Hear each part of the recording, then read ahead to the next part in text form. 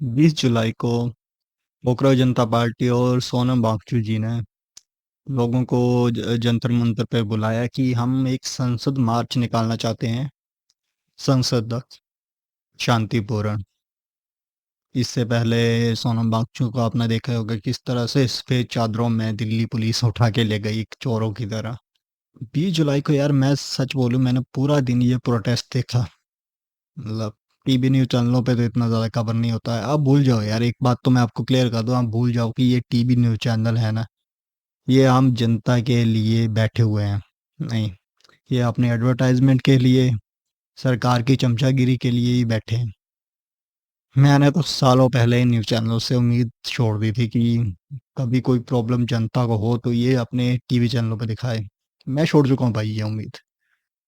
हाँ, यूट्यूब वगैरह पे जो क्रिएटर हैं जो अच्छे अपनी न्यूज़ वगैरह को सही तरीके से दिखाते हैं, मैंने उनको सब्सक्राइब रख कर रखा है और उनको मैं देखता हूँ।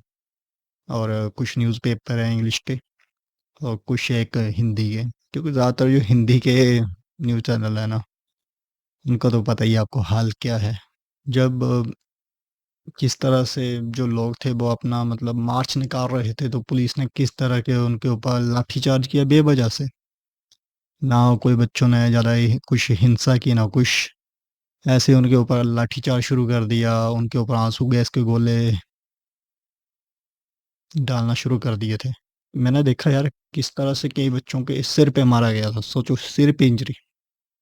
यही पुलिस होगी ना जो हेलमेट के लिए चालान काटती होगी जब कोई बाइक वगैरह पे जाता होगा कि भाई ये हेड ज़्यादा ज़रूरी है, क्योंकि इस पे आपका कोई ज़्यादा कुछ इम्पैक्ट पड़े तो इंसान तो पता ही है आपको मौके पे ही क्या हो सकता है।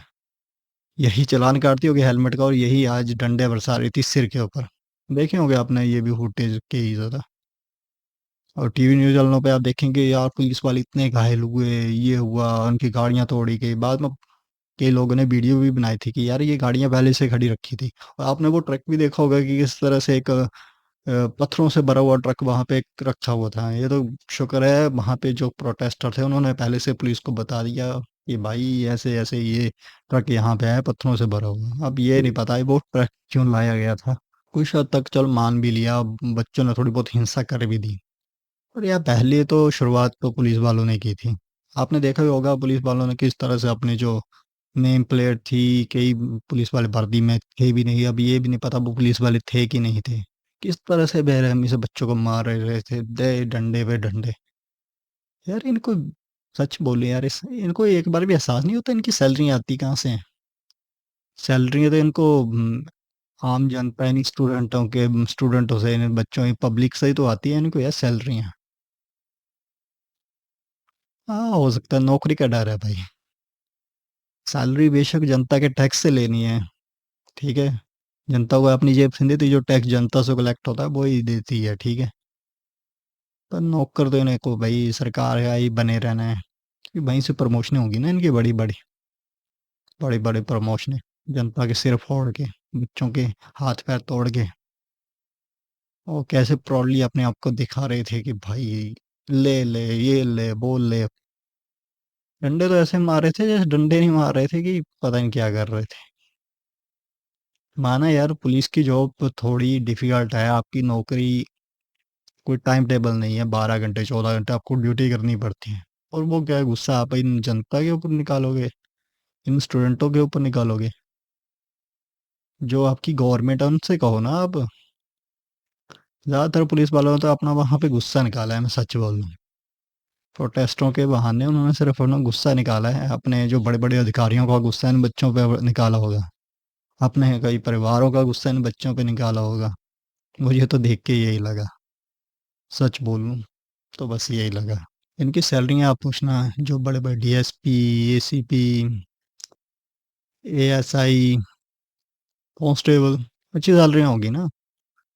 ये बच्चे भी तैयारियां तो कर रहे थे पहले, अब पेपर लीक हो गया, इनकी थोड़ी गलती है यार। सोचो अगर तुम्हारे वक्त में जब तुम्हारे भी पेपर लीक हो जाते हैं तो तुम भी इन पोस्टों पे शायद पहुंच पाते।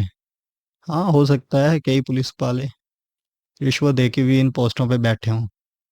हो क्या सकता है, होता है भाई, रिश्वत चलती है पोस्टों के लिए, कांस्टेबल भर्ती के लिए लाखों रुपए की रिश्वत दी जाती है। कौन सा सरकारी विभाग है जहाँ पे करप्शन नहीं है आज के वक्त में? मुझे नहीं लगता कोई ऐसा डिपार्टमेंट है भी है कि नहीं। और ये सरकार 2014 में क्या क्या क्या आई थी? जनता की सेवक। कहाँ गए वो सेवक? आज सिर्फ इनको अपनी सत्ता से मतलब है। बड़ी बड़ी पार्टियां तोड़ देंगे अपनी सत्ता के लिए। जनता मरे तो मरे, पर कुर्सी न जाए, बस यही नारा है आज इनका। पर जनता अब जाग चुकी है भाई। जनता ने मीडिया का तो चेहरा देख ही लिया था। जो रही कोई सी थोड़ी बहुत कसर थी कि मोदी सरकार की तो ये अच्छी बहुत छवि थी, वो भी आज बिल्कुल डैमेज हो चुकी है। नाजायज बच्चों के ऊपर ये लाठीचार्ज हुआ, नाजायज नाजायज उनके ऊपर आंसू गैस के गोले फेंके गए। कोई 15 साल का भी होगा, कोई 18 साल का, वो हो सकता है कोई इससे छोटी उम्र का भी होगा यार। और यहाँ तक कई लड़कियों को, जो मेल कांस्टेबल और पुलिस के अधिकारी थे, उन्होंने उनको मारा है, सोचो। महिला सुरक्षाकर्मी वहां थे ही नहीं। ये आपकी व्यवस्था है। दिल्ली पुलिस के बारे में आप किसी भी ऑटो रिक्शा वाले से, किसी रेडी बटरी वाले से पूछ लो भाई कि कितने ईमानदार हैं ये लोग। बोलेंगे 100-100 रुपये, 500-500 रुपये के लिए पुलिस वाले पे जाते हैं। और यहीं पे ये हाल नहीं है, पूरे इंडिया में यही हाल है पुलिस का। पुलिस की इज्जत तो भाई ज़ीरो है। थोड़ी बहुत तो क्रेडिबिलिटी होती है यार किसी डिपार्टमेंट की। पुलिस की तो वो भी नहीं है, मैं सच बोलूं। और जहाँ तक मामला है धर्मेंद्र प्रधान के इस्तीफे का, भाई वो नहीं अब पीछे हटेंगे। वो तो अब लेके रहेंगे स्टूडेंट।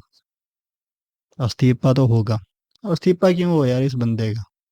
ये पूरी सरकारी करप्शन से भरी हुई है यार। 2014 से लेके आज 2026 तक आ गया। आप खुद देखो यार, आपके मेडिकल बिल, आपके घर के रसोई के बिल, आपकी गाड़ियों का हालात आज E20 से क्या हो चुके हैं। अग्निवीर लेके आए। एक जो आर्मी थी, एक बहुत बड़ा एक रोजगार का, देशभक्ति का माध्यम तो थी, एक रोजगार का भी बहुत बड़ा माध्यम थी अग्नि। वो तक इन्होंने बिल्कुल खत्म कर दी। बच्चे जो होते थे सुबह सुबह दौड़ वगैरह लगाते थे सड़कों पे, हमारे इस गांव में भी सुबह सुबह। अब वो मोटिवेशन भाई खत्म खत्म हो चुकी है वो बच्चों में। 4 साल की नौकरी के लिए आज वही बच्चा अप्लाई करता है जिसके घर के हालात बिल्कुल ही खराब, बिल्कुल मतलब बिल्कुल ही खराब। और जिसको लगता है कि नहीं यार, इस 4 साल की नौकरी के, आर्मी की नौकरी के अलावा कोई और अच्छा मैं कर सकता, तो वो उस ऑप्शन पे जाता है आज के वक्त में। पहले तो हमारे गांव में ये होता था कि हर परिवार में लोग बोलते थे पहला ऑप्शन भाई आर्मी में जाना है, आर्मी में।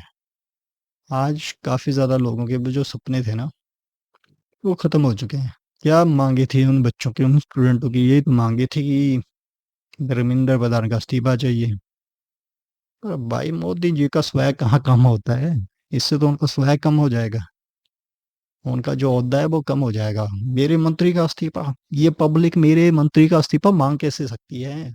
ये होते कौन है? ये स्टूडेंट हैं, इनको नहीं पता इनका किंग कौन है, कौन है नॉन बायोलॉजिकल? पता है ना इनको? कैसे भूल जाते हैं ये पब्लिक?